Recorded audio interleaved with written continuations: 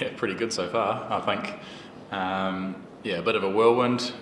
Got in yesterday morning and obviously met the guys at training, and looks like we've got a pretty quality team, and obviously top of the table before I arrived, so a bit of pressure to keep that momentum going, but very happy with how the game went today. I thought the way the guys at the top of the order set the tone on what was actually a reasonably difficult wicket was incredible, and makes it easy to come out at number 6 when you've got a lot of momentum already in the innings, and manage to just finish it off, which is pretty pleasing.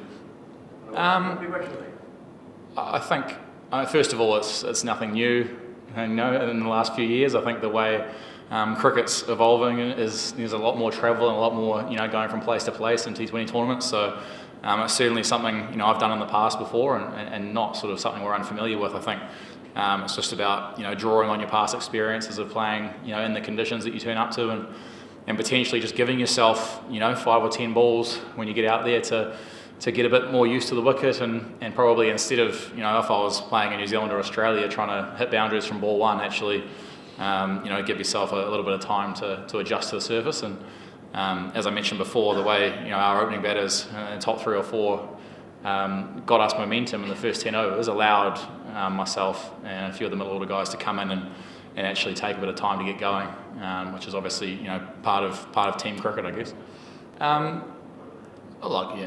It's pretty typical of anywhere around the world. You have your scouting meetings, you get the videos of the opposition bowlers and batters, and to be honest, it's probably more personal responsibility to be professional and do your preparation and know what's coming, and it's not up to the coach or the vice coach or the captain to tell me how to prepare for a game. It's about personal responsibility, and we've got all the technology at our fingertips these days to look through teams, and there's a lot of guys that you're familiar with and some guys that you're less familiar with, but it's just about playing your own game and trusting yourself, and obviously today that worked. Not regularly. I've played in the IPL very irregularly over the last 7 or 8 years, I think.